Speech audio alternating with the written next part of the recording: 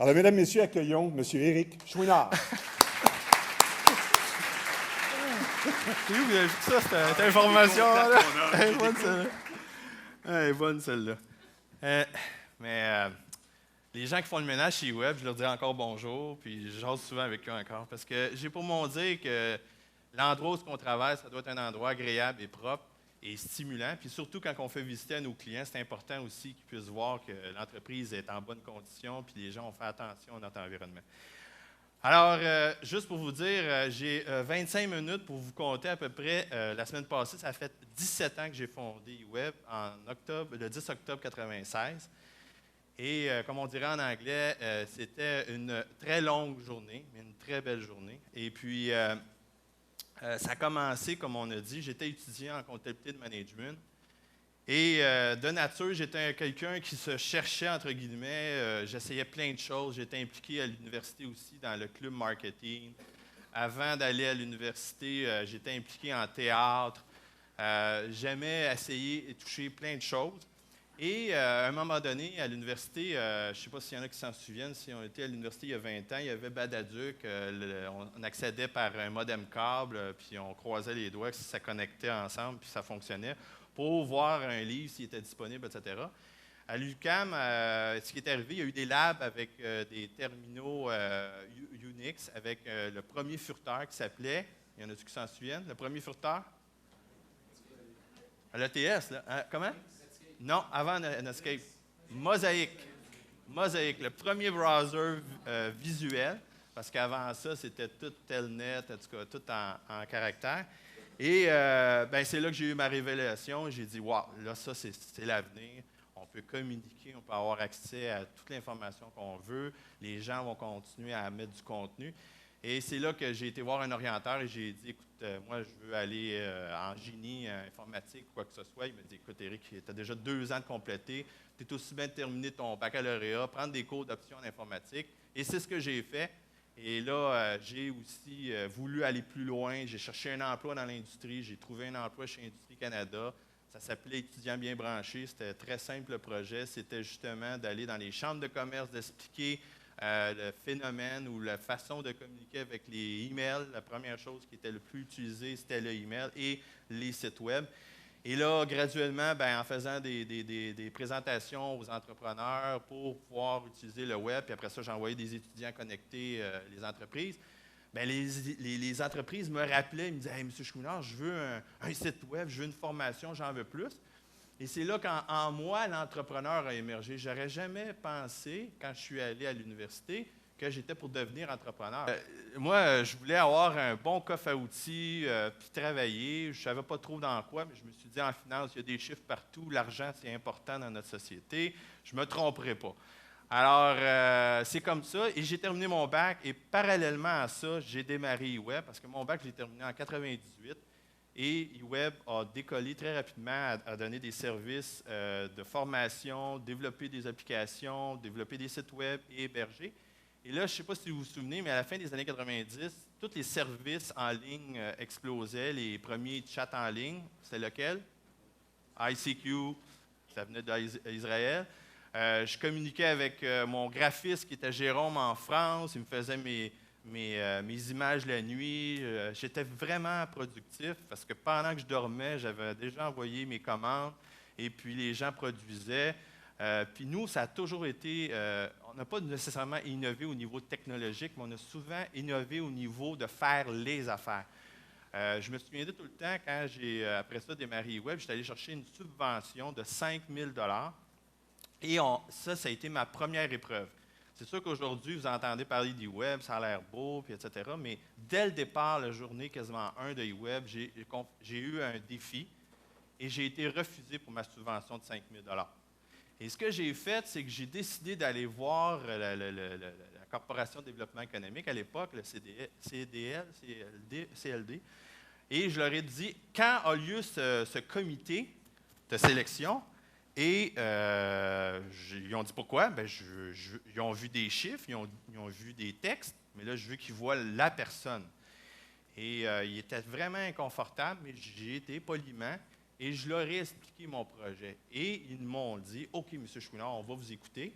Et suite à à ma conversation. 2 semaines après, j'ai été accepté. C'était rare qu'ils revenaient sur leur décision. Mais ça a porté fruit parce que 5 000 aujourd'hui, eWeb fait presque plus de 50 millions de chiffre d'affaires et on est rendu à plus de 220 employés et 25 000 clients. Fait que ça a été la première épreuve. Le facteur humain. Okay? C'est beau de voir un projet avec des graphiques, des chiffres, etc. C'est le minimum, mais c'est aussi c'est qui les gens derrière tout ça. Suite à ça, ben, comme je vous ai dit, on faisait un peu de tout. On faisait de la formation, des sites web, des programmations sur mesure. Et là, c'était vraiment parti. Mais là, je sentais que, bon, le chat en ligne, la musique MP3, la photo, les caméras numériques, tout était en train de devenir numérique, mais on avait encore les mêmes besoins. On voulait communiquer, on voulait montrer des images, on voulait écouter de la musique, mais où est-ce que les gens étaient le moins bien servis? C'était au niveau de l'hébergement. Il n'y avait pas vraiment à l'époque, à la fin des années, je dirais 98, de compagnies en français qui offraient des bons services d'hébergement de sites web ou du storage d'informations. Et c'est là qu'on s'est démarqué, tellement qu'en 99, dans un magazine très réputé en France, en Europe, Windows News, ils nous classaient les 4 principaux hébergeurs et eWeb faisait partie de ça. Et une petite anecdote, il y avait des clients au Québec qui se faisaient dire, parce qu'ils voulaient changer pour eWeb, le fournisseur actuel disait non, on ne va pas chez eWeb. eWeb, c'est une compagnie française de France. Mais c'est une compagnie québécoise, c'est québécois. Et c'est là qu'on a décidé, fin 98, de se concentrer. Et ça, c'est une autre leçon de vie. On ne peut pas tout faire, et spécialement quand on a une entreprise qui évolue dans un marché qui est à une vitesse très rapide. Alors, on a décidé de tout laisser tomber, développement de site web, formation, pour se concentrer juste dans l'hébergement en français. Et c'est là qu'on a connu une assez bonne croissance. On a commencé, ma première année, c'est 50 000 et rendu 2-3 ans après, on était rendu à presque 1 million de chiffre d'affaires. Et là, une autre épreuve, mais j'en ai eu plusieurs épreuves, aussi faire le ménage, parce qu'on n'avait pas les moyens de se payer quelqu'un, mais une des grandes épreuves que eWeb a connues, ça a été la bulle du web, la bulle Internet fin des années 90. Est-ce qu'il y en a qui s'en souviennent encore? Oui. Vous avez peut-être soit des investissements ou soit des intérêts dans d'autres choses. Et là, nous, on était en train de se financer, on était en train de faire on appelle ça une société de placement d'entreprise québécoise, ça n'existe plus aujourd'hui. En passant, c'était un très beau programme, très bon programme, je trouve. Et on était supposé de lever 1 demi-million. Et là, devinez quoi, quand que tout le monde nous a dit oui, on a une liste, une wish list, là, en tout cas en français, une liste souhaitée. Là, on arrive aux gens, on leur demande de faire le chèque et la bulle a crevé, ils ont perdu 30 % de leur portefeuille. Fait que devinez quoi, ils ne signent pas le chèque. Puis on a finalement ramassé quand même autour de 100 000 $. Mais ça avait coûté de faire la structure 30 000 $. Que tu ramasses 100 000 ou 500 000, c'était 30 000 $ quand même. Alors, moi, je dis, on a traversé le désert, comme on dit. Oh, là, oui, le désert. Et on a attendu, on n'a pas eu de baisse du chiffre d'affaires, mais ça a passé de 1 million jusqu'en 2003 à 1,3 million. Quand même 30 % en 3 ans. C'est pas mauvais, mais c'était pas ce qu'on voulait. Et moi, persévérant comme je suis, j'ai continué à chercher d'autres moyens de se financer.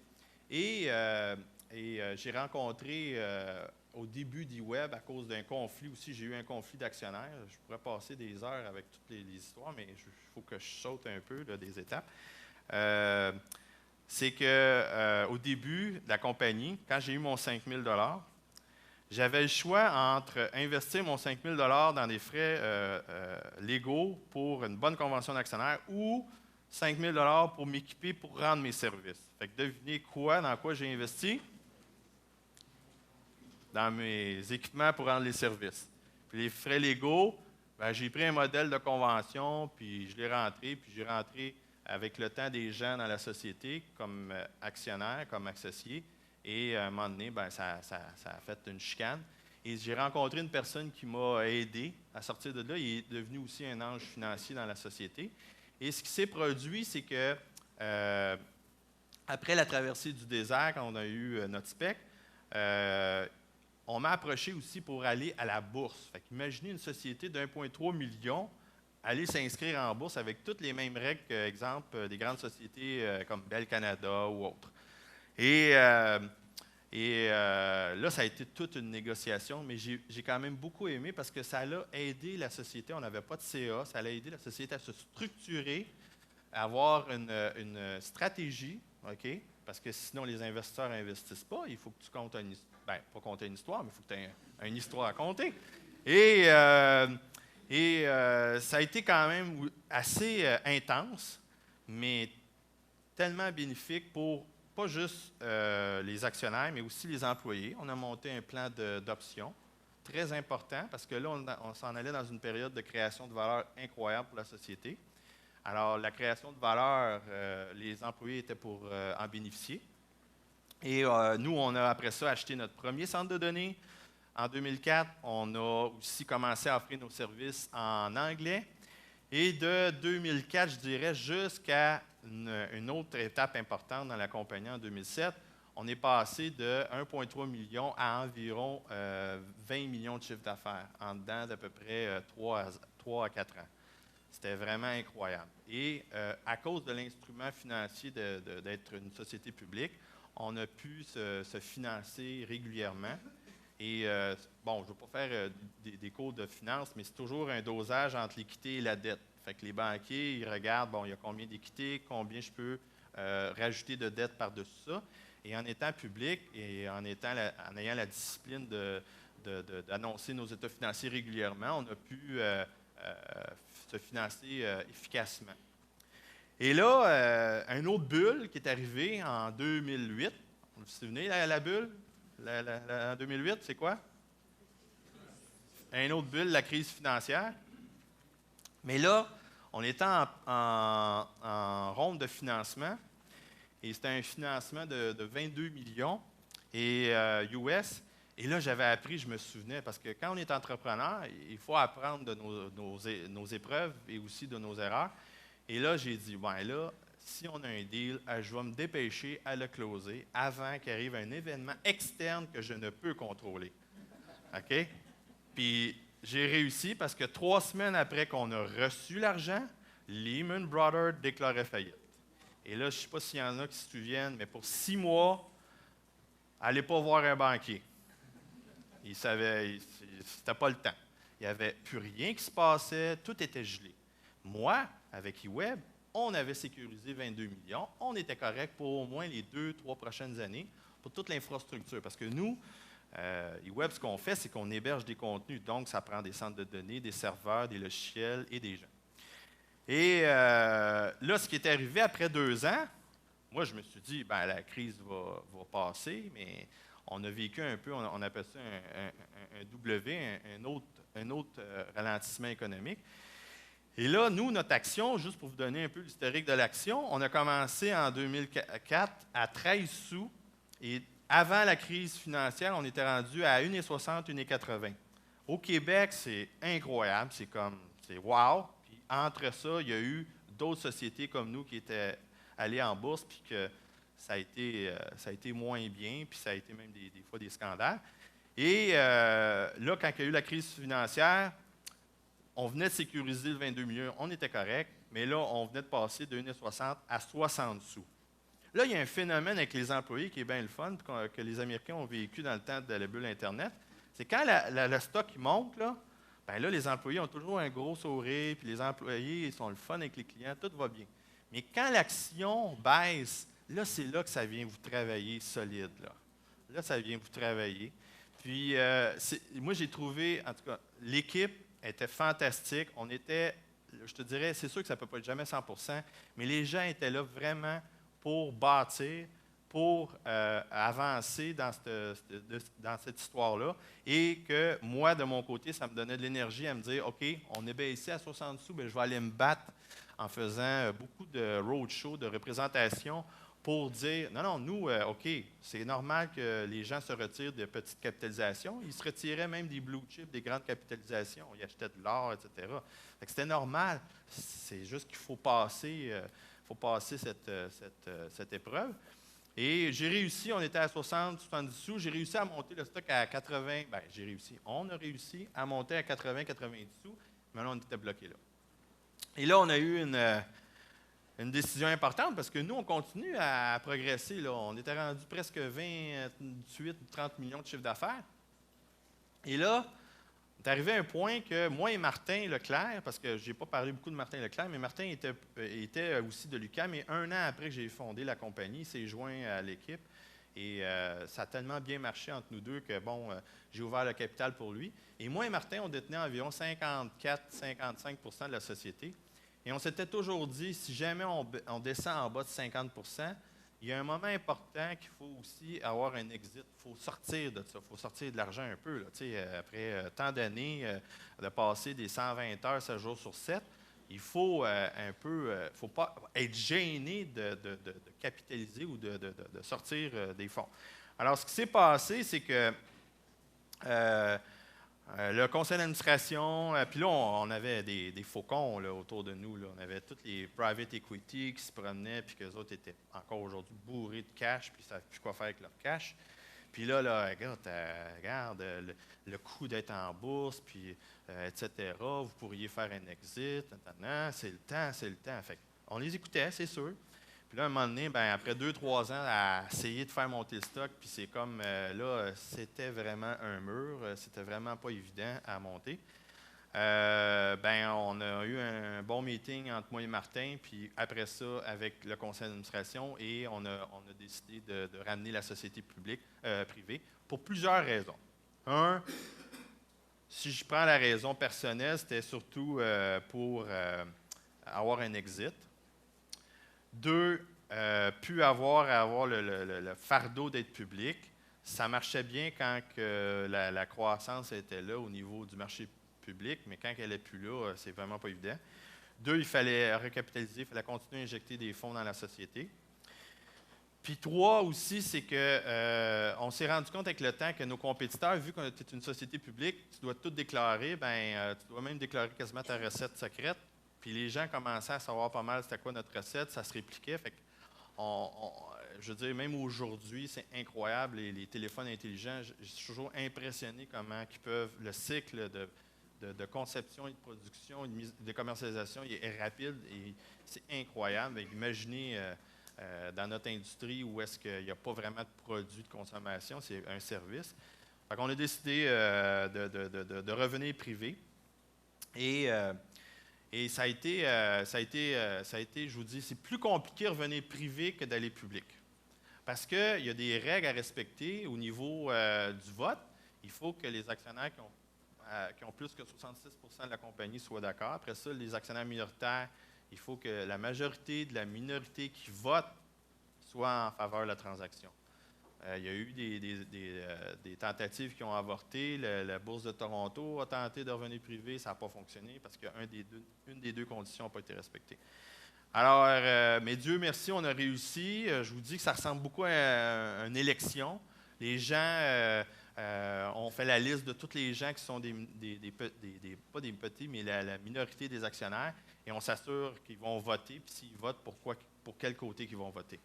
C'est sûr aussi, avec les fonds, on avait des fonds américains, des fonds canadiens, québécois. C'était vraiment pas évident. Eux autres, c'était frustrant pour eux parce qu'ils se disaient hey, j'ai un bon retour avec eWeb, ça continue à progresser, je ne veux pas vendre maintenant, je ne pourrais plus avoir un rendement comme j'ai présentement.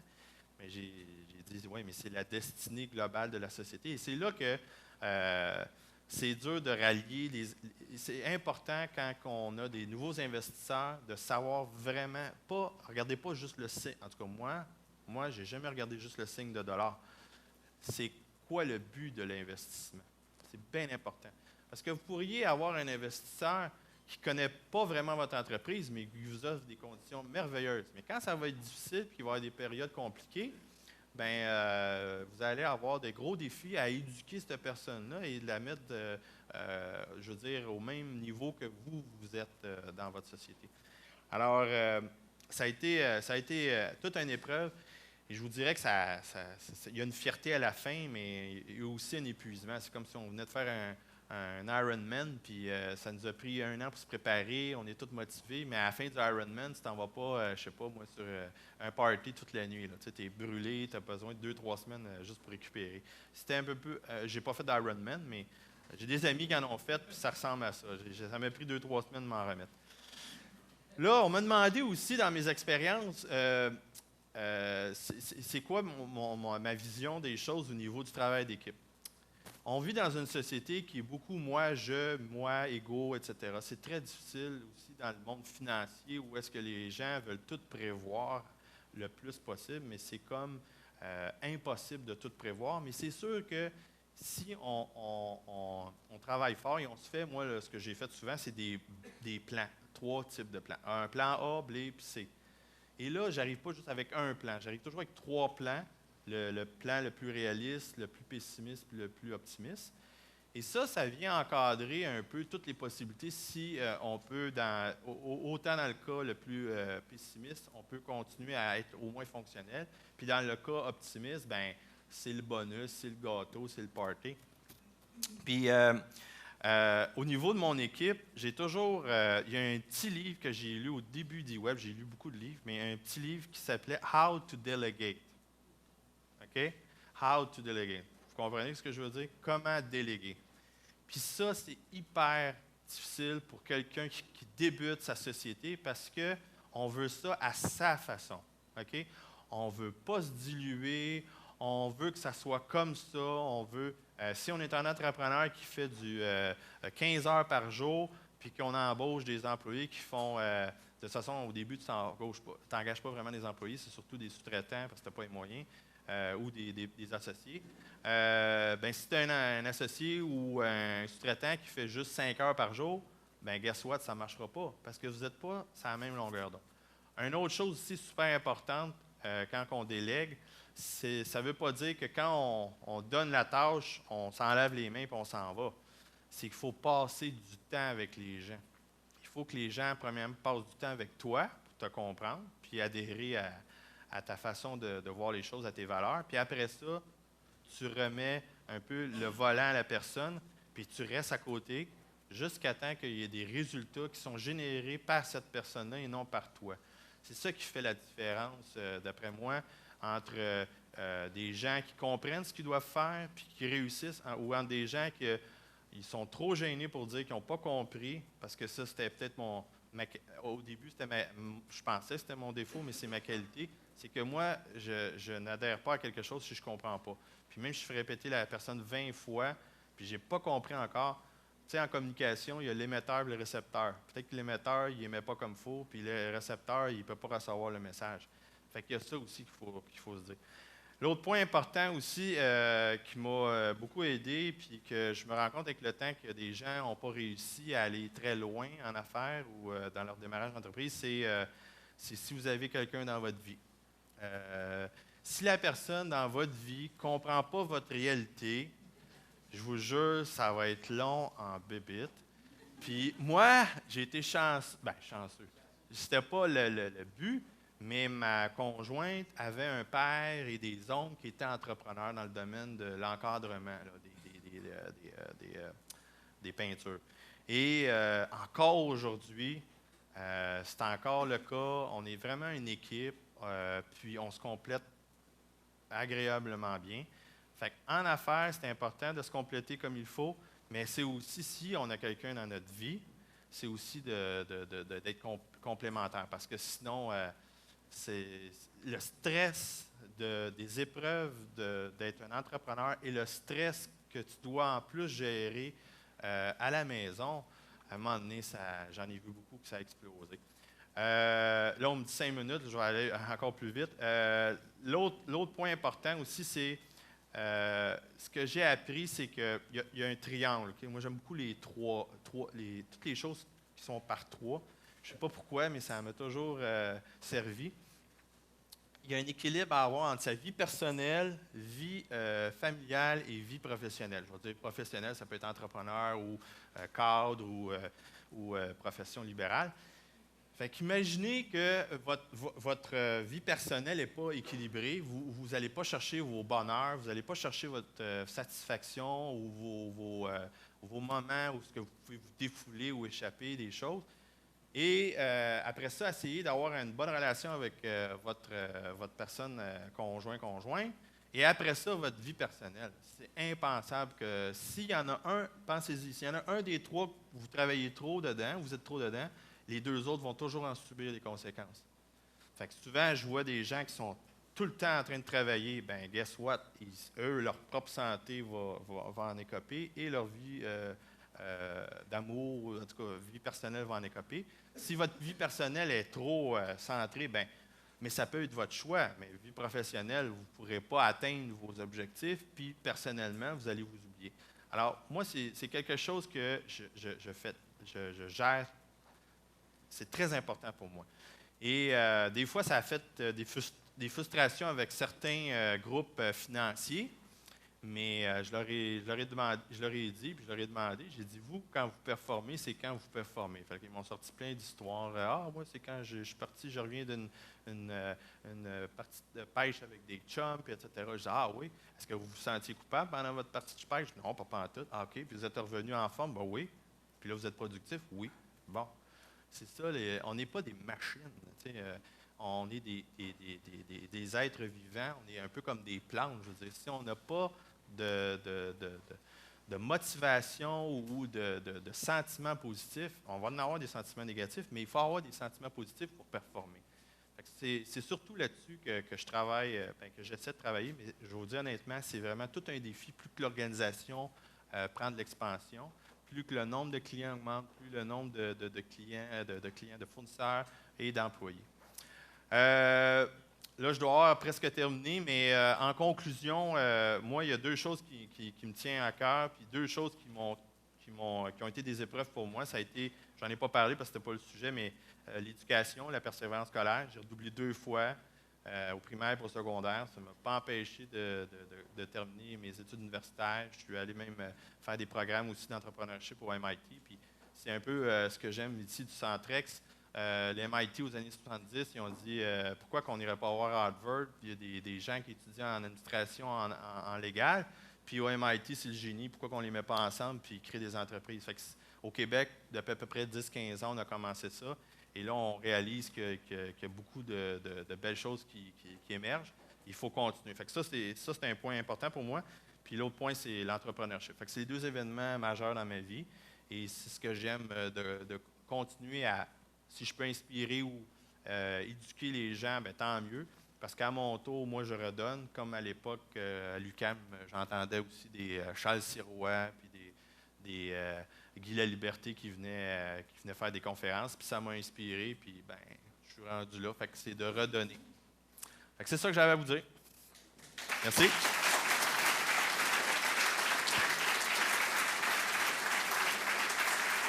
Nous aurons, si tu me permets, Éric, une période de questions. Oui. Mais on va avoir 4 questions, parce qu'il a déjà répondu à une des questions. Donc, il y aura 4 questions. C'est bon, hein? Ah oui. OK. Alors, vous levez votre main, parce que c'est un privilège d'avoir. Il y en a juste 4. Vous vous présentez, vous dites votre nom. Oui, bonjour, Thomas Merlin. Bonjour, Éric, merci pour cette très intéressante présentation. J'ai une question, vous êtes encore actionnaire, alors? Et si question oui, de quoi? Vous êtes encore actionnaire? Oui. Et alors, l'exit, c'est pour quand? Comme j'ai dit, il y a d'autres. Là, c'est plus les PE, les faucons. Là, il y en a encore des PE, mais il y a aussi des stratégiques. Je ne vous cacherai pas que dans notre industrie, présentement, il y a vraiment une consolidation depuis 1 an. C'est assez phénoménal. Et on va voir. Mais c'est une bonne question. Salut! David d'Innovia Capital. C'est beaucoup des entreprises en croissance, surtout aujourd'hui, ont de la misère à recruter. Le talent disponible dans le Silicon Valley, c'est énormément, c'est un gros problème. Qu'est-ce que tu penses de notre écosystème ici en termes de talent disponible pour bâtir des grandes entreprises? C'est un très bon point. Je te dirais que au début, quand tu démarres, tu vas surtout avec tes amis. Puis je dirais qu'au début, c'est bon, mais après ça, c'est pas évident à gérer. Parce que ce qui arrive à chaque étape que l'entreprise grandit, il faut que tu expliques aux gens que, bon, peut-être que tu es arrivé au bout de ce qui t'intéresse, ce qui te motive. Là, tu es remplacé par d'autres gens. Je te dirais que nous, on a été quand même chanceux dans notre histoire parce qu'on avait des incitatifs intéressants pour que les gens puissent se joindre. Mais aujourd'hui, même malgré l'histoire de eWeb, c'est tout le temps un défi de recruter des gens de talent et de qualité. Puis notre écosystème, moi, ça va peut-être choquer du monde, là, mais moi, je trouve qu'il y a complètement un disconnect, en tout cas en français, je ne sais pas comment dire, un disconnect entre les gens qui décident des programmes au Québec, c'est-à-dire le ministère de l'Éducation, et les besoins réels qui sont, puis pas juste réels, mais qui évoluent tellement vite. Fait que ce que ça fait, c'est qu'il n'y a pas de bons candidats. Puis ça ne veut pas dire que les gens ne sont pas bons, là. Ce pas des mauvaises personnes. Mais ce qui va arriver, c'est que les gens vont dire, bon, ben justement, je m'en vais dans le West Coast ou je m'en vais à Boston, même si c'est plus cher. Puis nous, quand tu vas chez eWeb, c'est vraiment les Nations unies. Je veux dire, on a 70 des employés d'eWeb, c'est des néo-québécois. Fait qu'on a, exemple, la French Connection, plein d'ingénieurs français, qu'en France, moi, je suis allé à des missions économiques, puis que là-bas, il y a peut-être 5-6 ans, j'étais allé là-bas, il n'y avait pas d'emploi. Il y a beaucoup de bons ingénieurs. En Tunisie, il y a beaucoup de bons ingénieurs. Fait qu'on les fait venir. On les fait venir. C'est comme ça. Parce qu'on n'a pas le bon bassin. Bien, pas parce qu'on n'a pas le bon bassin, mais on a aussi des gens qui viennent étudier de d'autres pays, qui viennent étudier ici, puis après ça, ils venaient chez eWeb. Fait que moi, comment je trouve, c'est qu'il y a complètement un disconnect là, entre les gens. C'est pas mauvais, je veux dire, c'est pas mauvais. Ils font pas ça pour mal faire. C'est juste qu'ils viennent pas du milieu, c'est tout. Puis ça existe depuis longtemps, tu sais. Fait qu'il faut vraiment reconnecter. Puis c'est ça qui est le défi aujourd'hui, c'est qu'avant, on était protégés, on n'avait pas les médias sociaux, etc. Mais là, maintenant, c'est autant quelqu'un au Québec qui fait des choses, exemple, juste en anglais, tu le sais, puis là, il peut se faire recruter là, partout dans le monde. Ils vont venir le chercher, puis ils vont l'emmener. Mais nous autres, on ne le fait pas beaucoup aussi. On ne va pas chercher des gens. On ne fait pas l'inverse beaucoup, je trouve. Fait que c'est cette dynamique-là que je trouve que c'est pas clair. Puis il y a beaucoup de choses avec les réseaux sociaux qu'on pourrait faire. Je ne sais pas si j'ai répondu à ta question, là, mais... Je rajouterais juste que les entreprises évoluent tellement vite que tout nécessairement ne suit pas aussi vite. C'est ça que right? je te dis. C'est peut-être de là le disconnect. Le temps que tu réfléchis à faire le programme, tu mets ça en place, tout, ça a pris 1 an et demi. Tu es déjà 2 ans en retard. Fait que moi, puis même en finance, en passant, en finance, les financiers qui viennent là, pour te financer, il y a un disconnect parce qu'ils veulent tout prévoir. Ils veulent tout prévoir pour 2-3 ans. Mais en 2-3 ans, il y a tellement de choses qui peuvent arriver. Moi, je crois que de plus en plus, il va falloir croire à la théorie du chaos. Fait que ça va être. C'est vrai. C'est une bonne idée. Dépêche-toi à la faire, dépêche-toi à la mettre en production, à la mettre au marché, puis tout. Si ça pogne, parfait. Si ça pogne pas, arrête tout de suite, fais d'autres choses. Jette tout, astine-toi pas. Bonjour Éric, c'était Bonjour. super. Manon Saint-Arnaud, j'aimerais ça t'entendre. Tantôt, tu parlais de consolidation. On s'en va dans ce secteur-là, là, dans cette direction-là. Il y a beaucoup de changements dans les organisations. Qu'est-ce que tu penses, toi, on parle d'adoption par les clients, là, de nouvelles technologies, mais d'adoption de tous ces changements-là par les employés? Comment tu t'as fait ou comment tu fais, toi, avec la multiplication des projets internes, des fusions, des acquisitions, pour garder, mobiliser ton talent, oui, l'attirer, comme M. disait tantôt, mais aussi comment le conserver, le mobiliser, puis le garder à bord? C'est une bonne question. Là. Je me demande par où je vais commencer. Bien, je vais commencer par les employés, comment les garder. Okay? C'est important dès le départ, comme j'ai dit, moi je suis transparent. Dès le départ, de mettre les règles du jeu bien claires. Puis j'aimais ça avoir des mécanismes d'options pour que la création de valeur, tout le monde va en bénéficier. Ce n'est pas juste les actionnaires de la société. Puis aussi des bonnies en fonction de tel événement. Ça veut dire quoi concrètement? Bien, des fois, pour certains postes clés, de rajouter des clauses qui disent, bon, s'il y a un changement de contrôle dans la société, vous allez avoir un boni ou en tout cas un montant X, plus les options, etc. Puis, je trouve que il y a certains entrepreneurs, quand tu regardes les entrepreneurs aux États-Unis, c'est normal, même en Ontario. Mais aussi au Québec, on a beaucoup de réticence à ouvrir notre capital puis dire, OK, je vais réserver 10 ou 20 pour tous les employés clés que je veux accrocher à la société, puis que s'il y a un exit, bien, ils vont en profiter autant que les autres actionnaires. Fait que ça pour moi, c'est bien important. Après ça, l'autre question, c'était les employés, comment tu gères ça pour le changement continuellement des nouvelles plateformes ou des outils? Moi, je vais parler pour moi. La vie est un perpétuel changement. Je pense que le moment où est-ce que tu commences à dire « je ne veux plus de changement », c'est là que ça commence à être dangereux, je dirais. C'est méchant à dire, mais c'est perpétuellement. Moi, je vais vous donner un exemple. Moi, avant de partir, avant de devenir entrepreneur, moi, je pensais devenir un employé, puis tu sais, d'avoir, c'est dans une institution bancaire, j'étais en train de travailler pour une institution bancaire, puis j'étais pour devenir un directeur de compte, puis j'ai rien contre les directeurs de compte des institutions bancaires. Mais ce qui est arrivé dans mon cas, c'est que je voyais des entrepreneurs à l'autre bord de la chaise. Mais là, je me disais, bon, c'est-tu là ou c'est là que je vais? Fait que moi, c'est plus là. Puis j'ai bien fait, parce que plus tu avances dans le temps, c'est plus dur de faire le saut. Puis, ce que j'ai réalisé, c'est que en tout cas, moi, ma personne, si j'étais resté à une place, tout le temps le même emploi, puis tout le temps, pas le même emploi, mais à l'intérieur même d'une organisation, on le voit, les grandes sociétés, maintenant, ils donnent beaucoup de plans de carrière, tu sais, OK, si tu atteins tel objectif, tu pourras avoir telle possibilité. Mais avant, il n'y avait rien de ça. C'était, tu as un emploi, c'est ça que tu as à faire à toutes les semaines, puis tu le fais. Bien, ça m'allait pas. Ça, c'est moi, là, en passant. Mais pour monsieur et madame tout le monde, je pense que aussi, avec le temps, les générations, ils prennent pour acquis que, exemple, ils vont peut-être, s'ils s'en vont dans le marché de l'emploi, ils vont avoir 5-6 emplois. Moi aussi, quand j'étais à l'UQAM, c'était pas quel emploi tu vas prendre, c'était quasiment quel business tu vas démarrer, là, tu sais, au milieu des années 90. Puis, moi, avec le temps, je vais vous dire honnêtement, bien, tu sais, vous me voyez, j'ai l'air un petit peu jeune, puis tout, mais j'ai 42 ans, puis j'aime ça, le changement. Excepté que c'est important d'avoir des périodes de repos.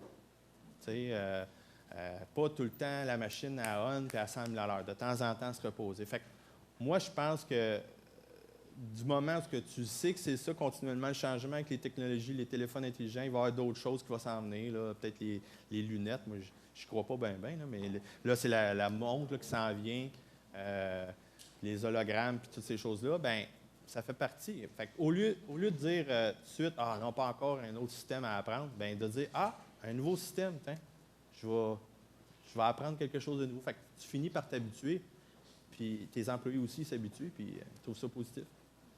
En tout cas, c'est ma façon de voir. J'exerce mon option. Ah oui? Ouais. Et à quel prix?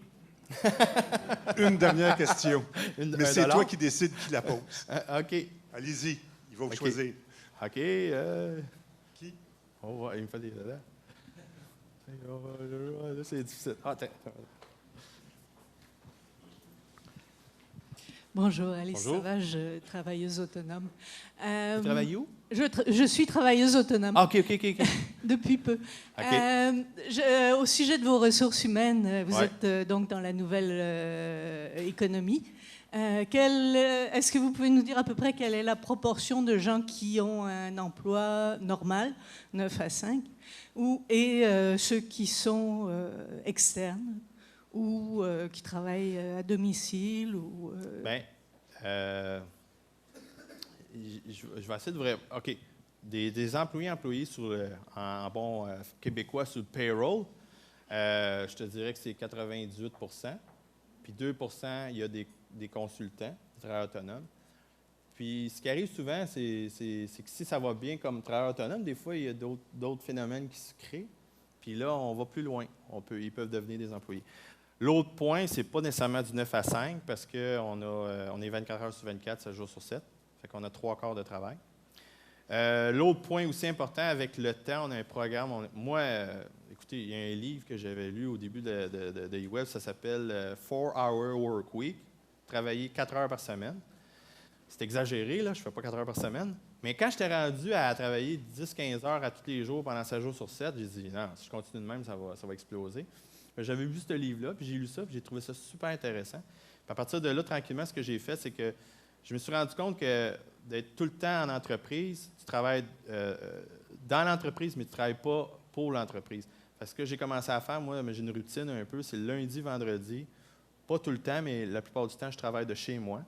Fait que ce qui arrive, c'est que j'ai pas personne. Bien là, c'est plus le cas aujourd'hui. Je ne suis plus vraiment dans les opérations du web, là. Mais quand j'étais dans les opérations, puis je faisais mes roadshows, etc., je faisais le lundi, vendredi, je préparais le lundi ma semaine, je checkais tout était pour être beau, puis le vendredi, je faisais un résumé de tout ça. Puis je pensais à des choses que je devais penser, par exemple, préparer mon CA, préparer les meetings de direction, etc.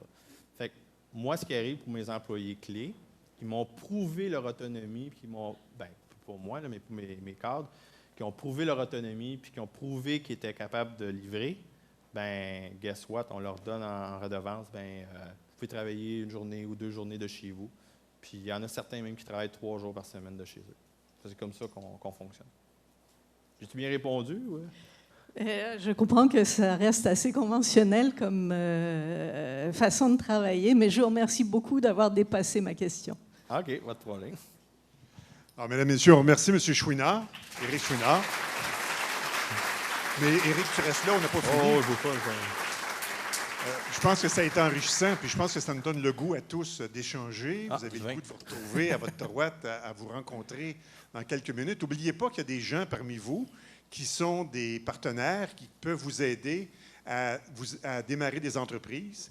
Et il y a évidemment des gens du Santec qui sont là aussi pour vous aider à démarrer des entreprises technologiques. Pas de problème. Alors, tous, nous nous retrouverons tantôt à droite.